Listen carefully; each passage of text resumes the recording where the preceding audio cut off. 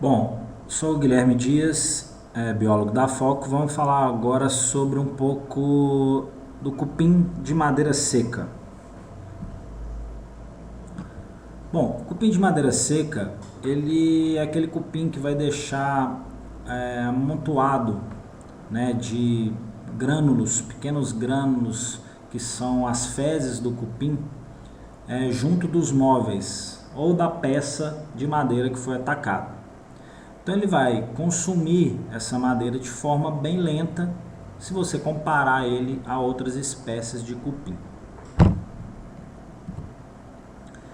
Então, o cupim de madeira seca, como os outros cupins, eles são insetos sociais. Vão viver em colônias e que vão ficar dentro das estruturas, né, dentro da peça de madeira, que pode ser uma porta, móvel, viga, um armário, uma gaveta. Então, eles vão viver dentro desses locais. Eles não vão precisar ter contato com o solo.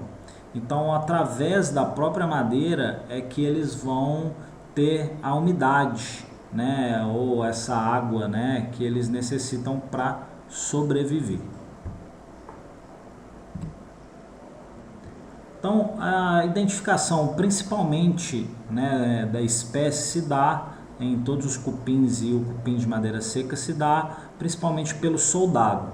Então ele vai apresentar uma cabeça dura, né, e volumosa, na cor castanho avermelhado, às vezes quase negro, e vai contrastar com o corpo, que é um pouco esbranquiçado. Então essa cabeça é utilizada exatamente para obstrução dos canais, né? E quando é necessário para defender o ninho também. Então aqui a gente tem o soldado, né, de cupim de madeira seca.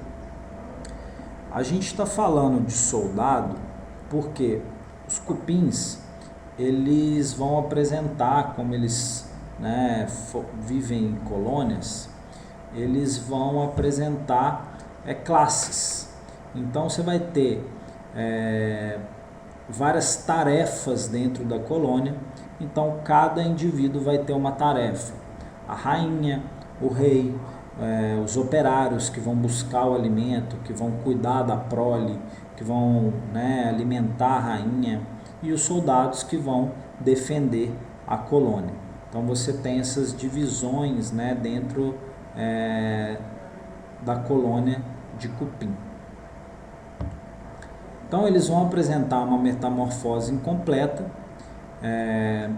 Cada espécie vai ter características de desenvolvimento, mas basicamente eles vão ter o ovo, a forma jovem, que são as ninfas, e o adulto. Então a rainha vai colocar os ovos, que vão se transformar em ninfas, né?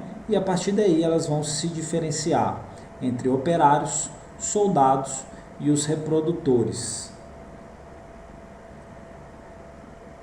Para chegar até essas fases, né, a forma jovem ela vai passar por mudas, então ela vai trocar, fazer troca de fase. Esse processo a gente conhece, né, e chama de equidise ou propriamente de muda. Então aqui você tem, né, reprodutores de substituição, soldado, operário, os reprodutores alados, que são os siriris, né, o casal, o rei, a rainha, a colonização em si, ovos, as ninfas, que vão se diferenciar, né, nas castas dentro da colônia. Então, dependendo da espécie, né, e o tipo de cupim, o rei e a rainha eles podem viver até 30 anos, um pouco menos, um pouco mais, né? Então a rainha durante todo o tempo ela vai fazer a postura de ovos e ela vai precisar desse rei, né, frequentemente.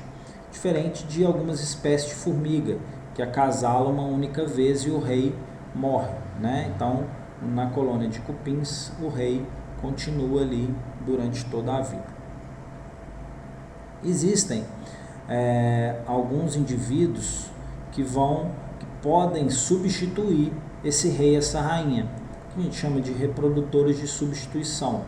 Então eles têm, né, podem desenvolver ou já tem essa função de fecundação ou de oviposição, caso um dos dois venha a morrer. A fase de reprodutor, né, são aqueles alados, são aqueles indivíduos que têm asas. Então eles são sexualmente definidos, então você tem machos e fêmeas, e são conhecidos como siriris ou aleluias. Então como que é feito essa reprodução? Então a colônia, quando ela está madura, depois de 3, 4 anos, dentro desse tempo, ela vai ter essa revoada, que a gente chama um voo de dispersão. Então ela é conhecida também como uma revoada, pode ser chamada também de revoada nupcial. Então essa revoada é para acasalamento. Então eles não têm uma capacidade muito grande de voo, mas eles voam, vão acasalar e o macho e uma fêmea vão iniciar uma nova colônia, que vão se tornar, claro, o rei e a rainha.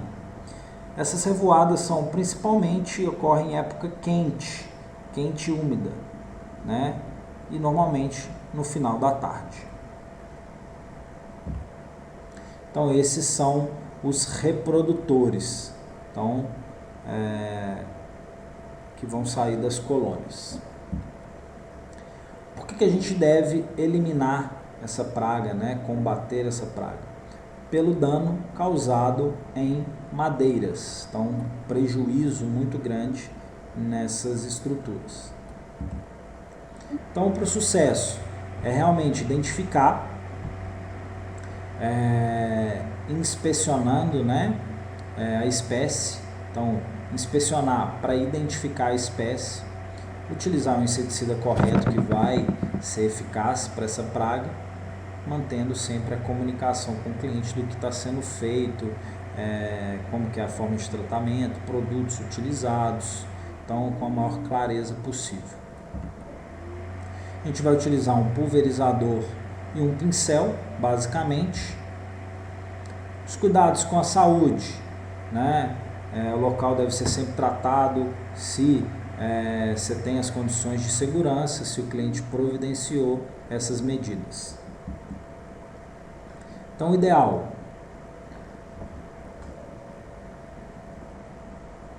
que pessoas e animais, principalmente animais domésticos, crianças, pessoas alérgicas com problema respiratório, fique afastada do local que está sendo feito o tratamento por no mínimo 12 horas. Então, se está fazendo o tratamento num armário, numa cama que está dentro desse cômodo, ficar fora deste cômodo. Claro que se for fazer o tratamento em todos os cômodos da casa ou do ambiente, é importante ficar fora de todo o local. Adultos 4 horas e tampar aquários, né, de animais. E tomar cuidado também com os animais domésticos, principalmente aquelas raças mais sensíveis, que devem permanecer por 24 horas fora. Então, para iniciar o serviço, as informações devem estar de acordo com a ordem de serviço e o local liberado de acordo com as medidas de segurança. Para a execução, vamos fazer uma inspeção prévia, então realmente identificar que é um cupim de madeira seca através do acúmulo das fezes, daqueles granulados, né, que são grânulos ou umas bolinhas mesmo que você vê, né, deixado próximo dos móveis. Então esse é o sinal típico da infestação. Claro que você tem outros meios de verificar, como se tiver muitas asas próximo do móvel, né, que identifica também que teve uma revoada, ou furinhos na madeira. Então, né, o cupim deixa também alguns furinhos, né? Então você pode verificar através desses sinais. Mas o principal são esses grânulos, que são os grânulos fecais. Então essas são as fezes do cupim, geralmente vão estar na coloração da madeira infestada e bem claros, que isso indica que é novo. Se esses grânulos forem já de uma coloração escura, diferente da madeira, pode indicar que ele está oxidado e é um sinal antigo, são fezes antigas que já oxidaram e pode ser que a colônia já nem exista ali mais. Então tem que verificar isso também. Então, após identificar, né, a espécie, os pontos críticos, o local, fazer as orientações do procedimento. Perdão.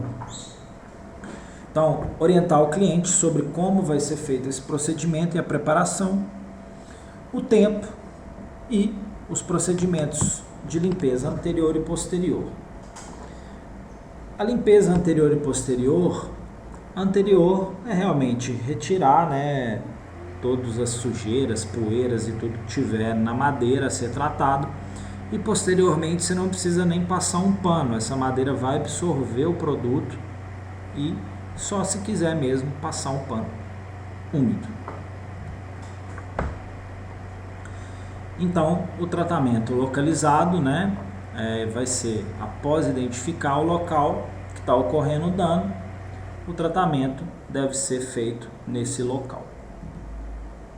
Como que vai ser feito? Você vai pulverizar toda a madeira que está danificada ou com a infestação, pulverizando.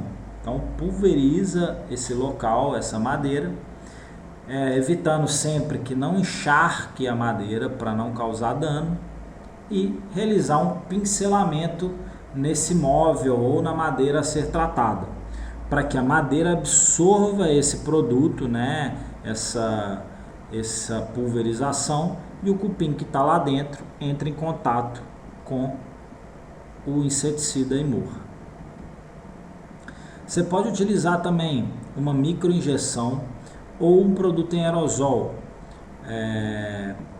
para que você injete nos furinhos, nos orifícios que o cupim utilizou para entrar na madeira ou para jogar essas fezes fora. Então isso tudo você pode fazer também, ou até fazer pequenos furinhos na madeira, no material, para injetar o produto ali dentro. Isso depende do grau de infestação, do tamanho da madeira, né? Isso tudo você tem que avaliar no local. A pulverização localizada, você vai fazer isso, né? Então, em todo o ponto. Lembrando, nunca deixar poça de inseticida na madeira, para que não encharque, para que não inche a madeira, para que não danifique. E esse pincelamento em madeiras que tenham recebido acabamento de verniz, cera, tinta, ou mesmo uma estrutura, né, de selante, provavelmente não vai atingir o interior. Então você tem que verificar também a possibilidade de realizar as perfurações e as injeções.